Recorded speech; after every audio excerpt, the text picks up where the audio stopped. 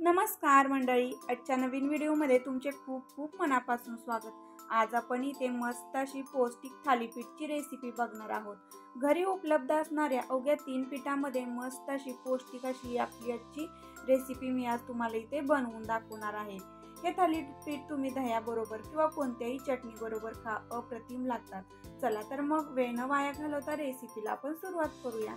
इथे एका भांड्यामध्ये मी 1 कप गव्हाचं पीठ, 1 कप ज्वारीचं पीठ आणि इथे मी अर्धा कप तांदळाचं पीठ घेतलेलं आहे। तुम्ही याच्यामध्ये तुमच्या आवडीनुसार अजून कोणतीही पीठ ॲड करू शकता। तर इथे मी आता मिक्सरच्या भांड्यामध्ये 5 ते 6 हिरव्या मिरच्या, 8 ते 10 लसणाच्या पाकळ्या, थोडीशी कोथिंबीर, 1 चमचा जिरे आणि थोडंसं मीठ घालून हे मिक्सरला थोडंसं भरड टाईप वाटून घेणार आहे। हे वाटताना अगदी पेस्ट करायची नाही, अगदी थोडंसं भरड टाईपच हे वाटायचं आहे। अशा प्रकारे तर आता आपण थालीपीठ मध्ये एक बीट घालणार आहोत किसून। त्यासाठी इथे मी मीडियम साईजचं एक बीट घेतलेला आहे।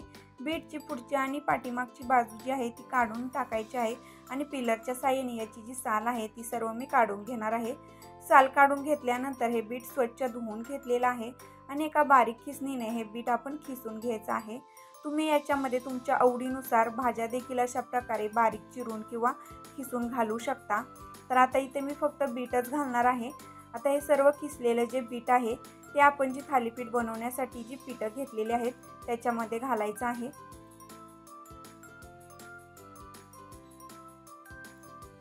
आता याच्यामध्ये आपण जे वाटून घेतलेली हिरवी मिरची आणि लसूण होतं ते घालून घेणार आहोत। 1 चमचा धने पावडर घालायची आहे, अर्धा चमचा हळद घालायची आहे, थोडंसं चवीनुसार मीठ घालायचं आहे आणि तुमच्या घरामध्ये जर तिखट आवडत असेल तर 1 चमचा लाल मिरची पावडर सुद्धा घालायची आहे। तर इथे आपण हिरवी मिरचीचा वापर केलेला आहे, तरी देखील मी थोडंसं लाल तिखट घातलेलं आहे। मस्त असं झणझणीत आपलं थालीपीठ बनण्यासाठी आमच्या घरामध्ये तिखट थोडं आवडतं, त्यामुळे मी इथे थोडं तिखटाचं प्रमाण जास्त केलेलं आहे। आता हे थोडं थोडं पाणी घालून हे पीठ आपण छान असं मळून घ्यायचं आहे। थालीपीठसाठी पीठ मळताना इथे एक स्टेप लक्षात ठेवायची आहे, पीठ एकदम सैलसर असं मऊ मळायचं आहे। थालीपीठचं पीठ एकदम घट्ट मळायचं नाही। अशा प्रकारे थोडंसं सैलसरच हे पीठ आपण मळून घेतलेलं आहे। थोडंसं तेल टाकून हे पीठ परत एकदा छान असं मळून घ्यायचं आहे, म्हणजे आपली जी थालीपीठ आहेत ती मस्त अशी एकदम मऊ छान अशी खमंग खुसखुशीत बनतात।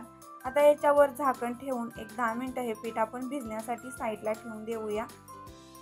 तर आता इथे थालीपीठ बनवण्यासाठी मी अशा प्रकारे कॉटनचा स्वच्छ कपडा घेतलेला आहे।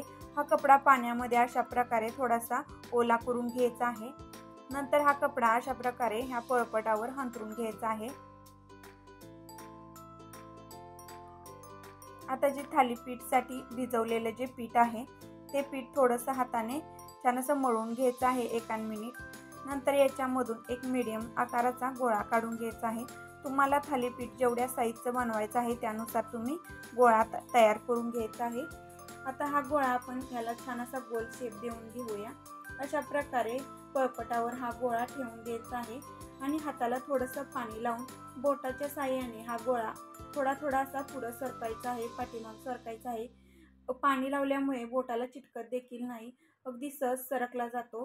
तर इथे अशा प्रकारे मीडियम आकाराचं मी थालीपीठ बनवून घेतलेलं आहे। अशा प्रकारे बोटांनी याला छेद द्यायचे आहेत। थोडेसे पांढरे तीळ अशा प्रकारे वरून टाकायचे आहेत। बोटांनी छेद दिल्यामुळे थालीपीठ आपलं व्यवस्थित असं सर्व बाजूने भाजलं जातं। आता तर गॅसवर तवा छान असा गरम करून घेतलेला आहे। तव्याला थोडंसं तेल लावायचं आहे, म्हणजे आपलं थालीपीठ तव्याला चिटकत नाही। आणि हे असं थापून घेतलेले जे थालीपीठ आहे ते तव्यावर टाकून द्यायचं आहे। रुमाल अलगद उचलायचा आहे। 1 मिनिट झाल्यानंतर थोडंसं तेल लावून घ्यायचं आहे। नंतर हे थालीपीठ पलटी करून घ्यायचे आहे। दुसऱ्या साईडूनही 1-2 मिनिटं मीडियम गॅसवर हे थालीपीठ खमंग खुसखुशीत होईपर्यंत भाजून घ्यायचं आहे। थोडंसं तेल लावून घ्यायचं आहे दोन्ही साईडलाही। तर इथे तुम्ही पाहू शकता एकदम मस्त असं खमंग आपलं थालीपीठ भाजलेलं आहे।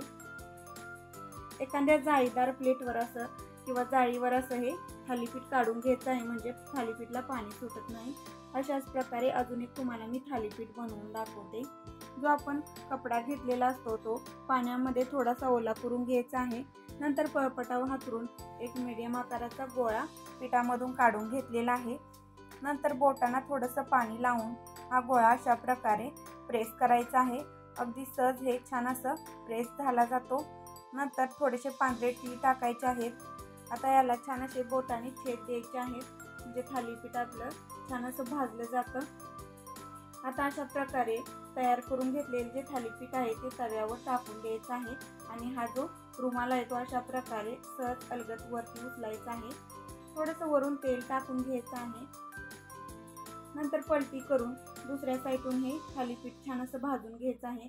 दुसऱ्या साईडूनही थोडंसं आपण तेल लावून घ्यायचं आहे। दोन्ही साईडून तेल लावल्यामुळे थालीपीठ छान असं खमंग भाजलं जातं। प्लेटमध्ये हे थालीपीठ आपण सर्व करूया। तर आता हे थालीपीठ तुम्ही दह्याबरोबर खा किंवा कोणत्याही चटणी बरोबर खा किंवा लोणच्या बरोबर खा, अप्रतिम लागतात। अगदी घरी उपलब्ध असणाऱ्या पिठामध्ये मस्त अशी पौष्टिक अशी आजची आपली ही रेसिपी बनलेली आहे। लहान मुलांना तुम्ही असे हे थालीपीठ नक्की बनवून द्या। आजचा हा व्हिडिओ तुम्हाला कसा वाटला नक्की सांगा। व्हिडिओ आवडल्यास व्हिडिओला लाईक करा, शेअर करा। चॅनलवर जर तुम्ही नवीन असाल तर चॅनलला सबस्क्राईब नक्की करा। भेटूया अशा नवनवीन छान छान रेसिपी सोबत।